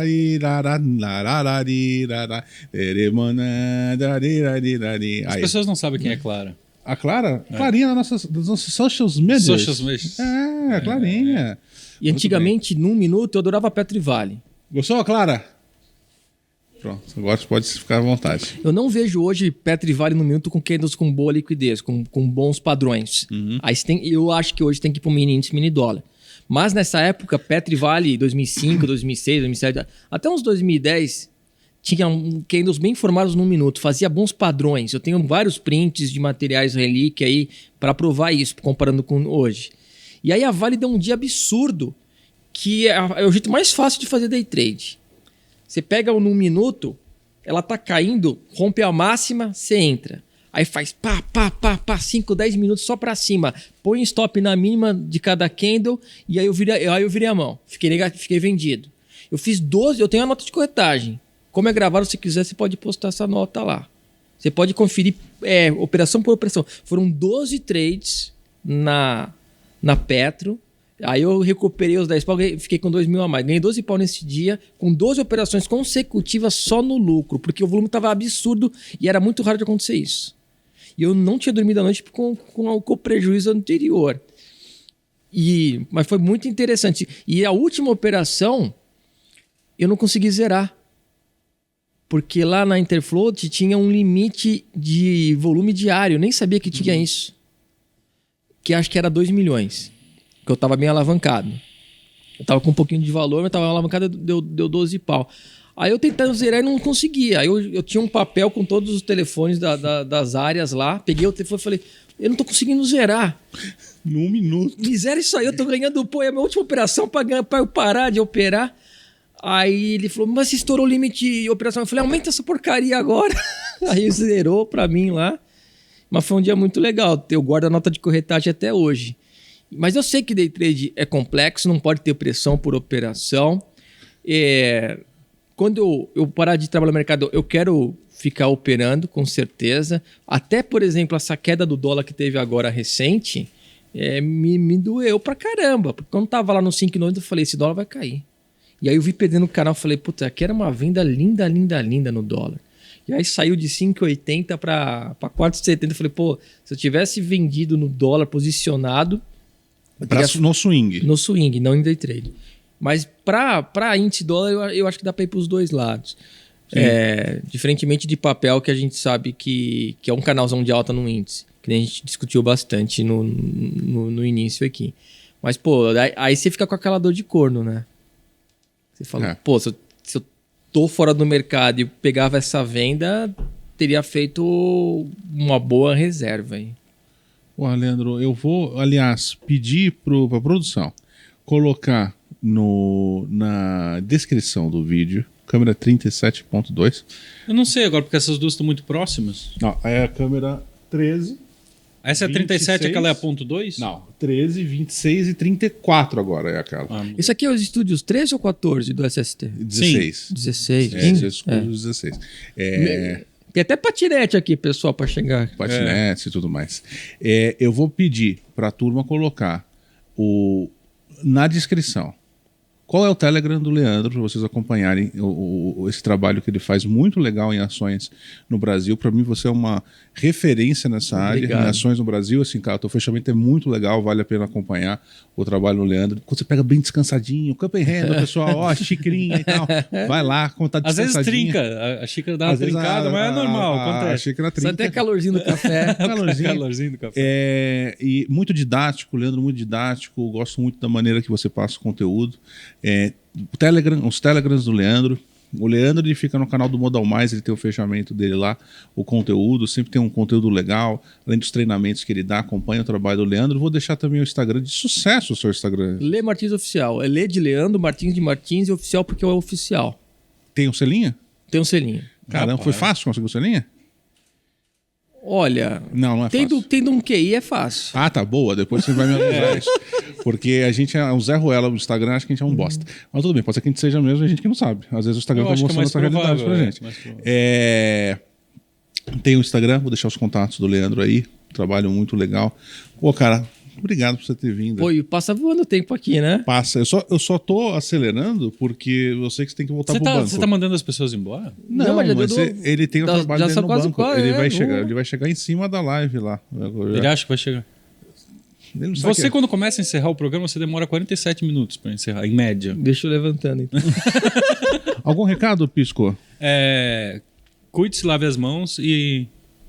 É isso aí. Bom, enquanto tá gravando, deixa eu fazer uma pergunta. Tô convidado pro próxima festa, então, quando eu retomar? Lógico que sim. Pô, foi muito bom aquela Vila Madalena. Foi legal, não foi? Muito legal. Eu acho que do mercado é vocês só que O Pisco conseguiram. só lembra até a hora que ele fumou um cigarro eletrônico.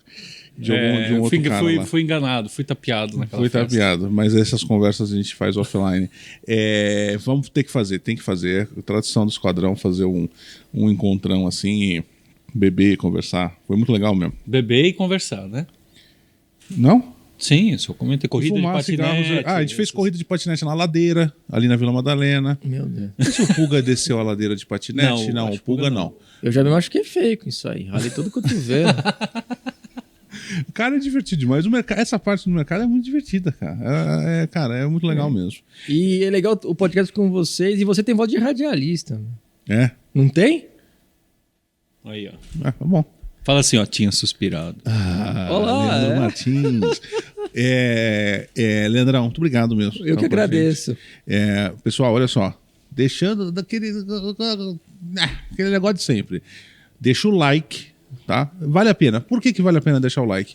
Porque o YouTube entende que, pô, esse foi um conteúdo que eu gostei. Se você não sabe pro YouTube que você gostou, primeiro, ele só vai te recomendar porcaria, tá certo? Então, se você gostou, deixa o like. E mais, pega o linkzinho, compartilha com a galera que você conhece. Não gostei, esse Leandro Martins é estranho e tal, e tudo mais. Porque não foi por minha causa, você não gostou, nem pelo do Pisco. O convidado é meio hard dislike, é duplo clique no dislike. Tá Ou bom? tenta o triplo, se tiver coragem. Aí tem que Vai fazer. para o do lado. Aí é o último. hard code ali, tem o cheat code ali, que é like duplo dislike. Aí é Nossa, liga o apocalipse do canal, tá bom? Deixo para vocês todo um desejo de um fim de semana maravilhoso. Pisque, muito obrigado. Aproveite suas plantas e seus gatos. A gente se vê num próximo Wolfcast Night. Abraços. Valeu. Valeu.